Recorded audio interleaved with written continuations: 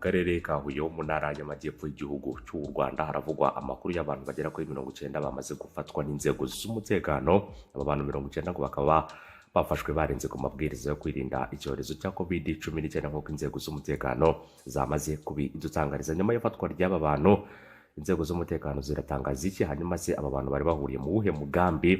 Abantu bagera kuri 90 bose bamaze gufatwa. Mwaye ikaze muri aya makuru ku buryo burambuye. Reka mbifurize kugira isabato nziza ku badivantiste mwese kuri uyu munsi wo ku gatandatu, hanyuma n'abandi mwese mukomeze kugubwa neza, abadukurikiye muri mu ngo zanyu, abadukurikiye mwagiye mu mirimo yanyu igiye itandukanye. Nyagasani akomeze kubahira umugisha mu bikorwa byanyu bya buri munsi muba mwazindukiye muri ku itariki ya gatandatu n'ubundi ukwezi no kwa gatandatu umwaka w'ibihumbi 2020. Mukomeze mwirinde kwirakwira rya COVID-19, mwambara udupfukamunwa, mukomeze gukaraba intoki n'amazi meza ndetse n'isabune. Ikindi kandi mukomeze gusiga intera ya metero aho mugeze hose, muhahurira n'abantu benshi musige intera ya metero. Ibikorwa bihuriza abantu bamwe byose ntabwo byemewe, ndetse n'ibindi bikorwa birebana n'ibitarafunguwe na guverinoma ku birebana na gahunda zigiye zitandukanye. Dutangira n'aya makuru ku buryo burambuye. N'amakuru avuga ko abantu bagera kuri 90 bo mu murenge wa Kigoma ho mu karere ka Huye bafatiwe mu ishyamba bari gusenga barenze ku mabwiriza yo kwirinda icyorezo cya COVID-19 giterwa n'agakoko ka coronavirus. Aba ngaba rero ntabwo babaye abantu ba mbere bafashwe bari gusenga, kuko hari n'abandi bagiye bafatwa yaba mu karere ka Musanze ndetse n'ahandi.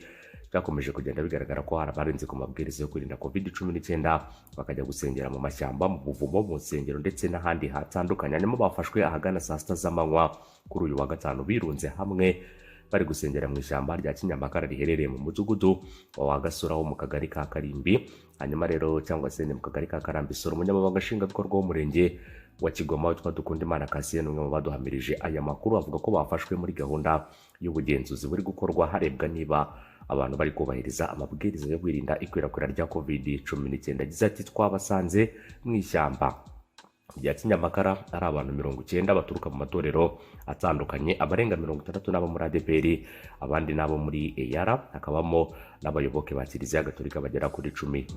Yakomeje avuga ko bari barimo barabaganiriza babereka ko ibyo bakoze ari amakosa kandi badakwiye kubisubira. Uyu muyobozi akomeje avuga ko ngo babaganirije mu kanya rero banabarekura, ariko ngo harimo bamwe mu bayoboye igikundi bahise bashyikirizwa polisi, nk'uko uyu muyobozi witwa rero Dukundimana Cassien akaba ari umunyamabanga nshingwabikorwa w'umurenge wa Kigoma yabitangaje. Hanyuma rero uwabayoboye akekwaho ubutekamutwe ndetse n'ibindi byaha. Dukundimana Cassien yavuze ko umuyobozi w'aba bantu bafashwe basengwa n'ubundi akekwaho ibyaha by'ubutekamutwe, gukubita ndetse no gukomeretsa. Agize ati rero harimo umusore ubayoboye, ariko rero anakekwaho ibyaha byo gukubita no gukomeretsa. Hari umusaza wamusanzemo amubwira ko rero gusengera mu ishyamba bitemewe, ngaramukubita. N'ubundi rero bakaba bavuga ko bari bumushyikirize polisi, ariko ngo nibimara kwemezwa ko ari we wakubise uwo musaza biraba bibaye ibyaha bibiri. Ngo uyu musore asanzwe azenguruka uduce dutandukanye ngo avuga ubutumwa. Bikekwa ko haba harimo rero nibyo twafata nk'ubutekamutwe, kuko niba umuntu ageraho akubita umuturage akamukomeretsa kandi ngakajya imbere y'abantu ngarabasengera, haba harimo rero ikibazo. Burya RIB izakora iperereza irebe uko byifashe ndetse n'uko bimeze. Ubusanzwe ngo umusore witwa yasanzwe rero ari mu murenge wa Gasaka mu karere ka Nyamagabe, akaba ari yahuruje hamwe abantu ndetse n'abaturage bo muri umurenge wa Kigoma mu karere ka Huye, ababwira ko agiye kubasengera. Mu bafashwe basengera muri iryo shyamba harimo abasabye imbabazi, bavuga ko rero icyabibateye ari uko hari uwavuze ko yaje gusaba Imana ngo umugore we azabyare neza, uwaje gushima Imana ko umugore we yabyaye atabazwe, n'abandi bavuze ibyifuzo byinshi bigiye bitandukanye kugira ngo babashe kuba barekurwa. Hari uwasabye imbabazi ararekurwa arataha, ariko ngo arabakomeje gutsimbarara, avuga ko nta kosa bakoze ku buryo bisaba ko bakomeza kwigishwa, byaba ngombwa rero bagahabwa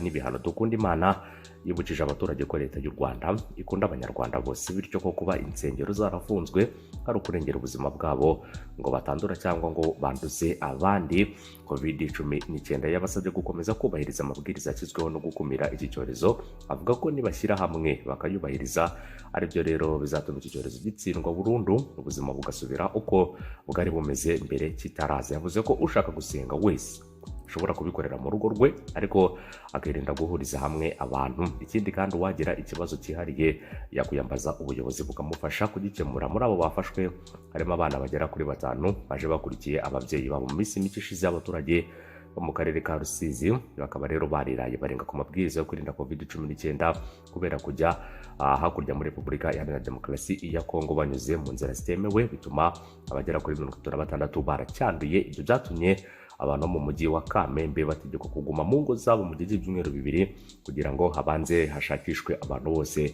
baba baranduye. Minisitiri w'ubutegetsi bw'igihugu Professor Shyaka Anastase aheruka gusaba ko habaho guhana amakuru mu buryo rero ndetse no guhana mu buryo bwihanukiriye abaturage ndetse n'abarenga ku mabwiriza yo gukumira COVID-19, kuko nubwo hafatwa ingamba zikomeye iyo hari abatazubahirije bitabura guha icyuho icyorezo. Ngira ngo ibingi byatangajwe na Professor Shyaka Anastase ku ruhande rumwe nanjye nabishyigikira, kuko ntago byumvikana uburyo abantu bashobora kwifata bakarenga ku mabwiriza. Abantu 90 bose bakicara ahantu hamwe rwose bagasenga bakoranaho, abandi bahana amahoro ya Kristo ndetse n'ibindi byinshi bitandukanye. Urumva ko mu bafashwe bose harimo nabo mu idini rya Kiliziya Gatolika, harimo abo muri ADP n'abo muri ER. Ahubwo wakwibaza ngo se muri iyi minsi amatorero yahurije hamwe umugambi?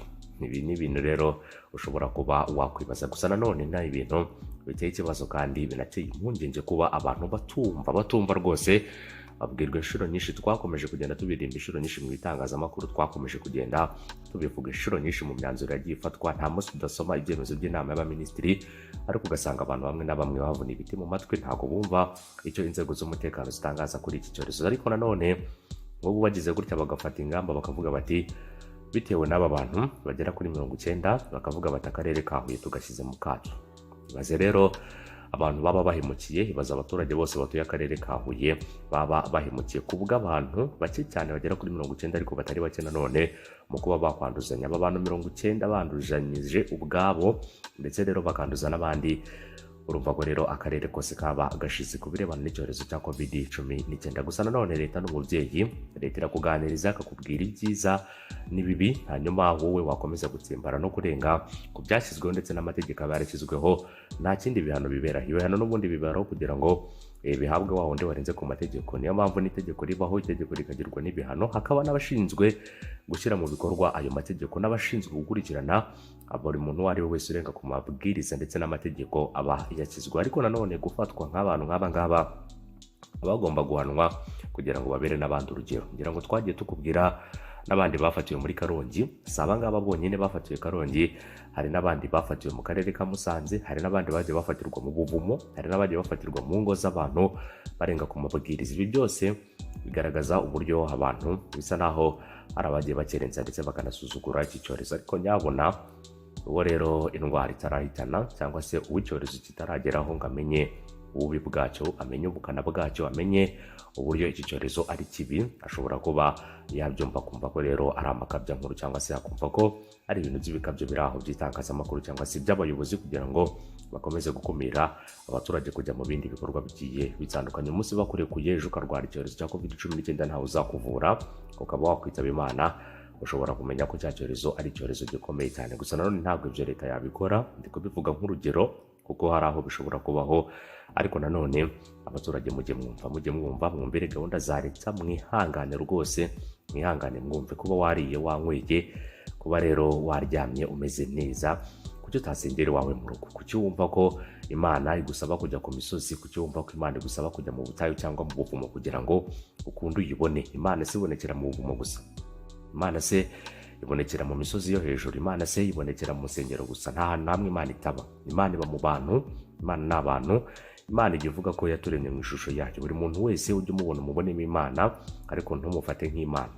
Umubonemo ko asa nk'Imana, umubone nk'uko rero ari umuntu ushobora kuba yakugirira akamaro, kubera ko ibikorwa by'Imana ubundi bica mu bantu. Imana igaragaza iciye mu bantu. Ntihazagire umuntu n'umwe ukubeshya ngo yabonye Imana. Imana yayiboneye mu bantu, Imana yayiboneye mu bikorwa by'abantu. Abakize indwara zitandukanye uyu munsi bashima Imana, hari ababasengeye, hari ababafashije kugira ngo bagere aho ngaho. Abakize bafite ubutunzi bukomeye uyu munsi, hari aho byavuye, hari abo bakoreye babaha amafaranga, hari abo Imana yaciyemo kugira ngo ibageze kuri ibyo byose. Ntabwo Imana yigeze yifata ngize ibwira umuntu runaka ngo wowe na runaka ngo ndavuze ngo ni wowe ugomba gutegeka, wowe na runaka ni wowe ugomba kuyobora abantu, wowe runaka ni wowe ugomba gusengera ibyaha by'abantu byose bikabashiraho. Oya, buri muntu wese afite uburenganzira bwo kwigererayo, buri muntu wese afite uburenganzira bwo kuba yakurikira Imana kandi akaba yakubahiriza amategeko. Icyo dusabwa gusa twebwe kuri iyi si ni ukutagomera Imana gusa, no gukora ibyangwa n'amaso y'Uwiteka, naho ibindi byose ariko bibaho. Imana yakumva, Imana yagufasha, Imana yagukorera buri kimwe cyose kandi biciye mu bantu, kubera ko abantu nabo ni nk'Imana. Buri wese Imana nayo ivuga ko buri muntu wese akwiye gukunda mugenzi we nk'uko yikunda, kuko icyo kizatuma nawe umenya Imana. Nudakunda mugenzi we ntuzakunda n'Imana. Umunsi mwiza kuri mwese, bye bye.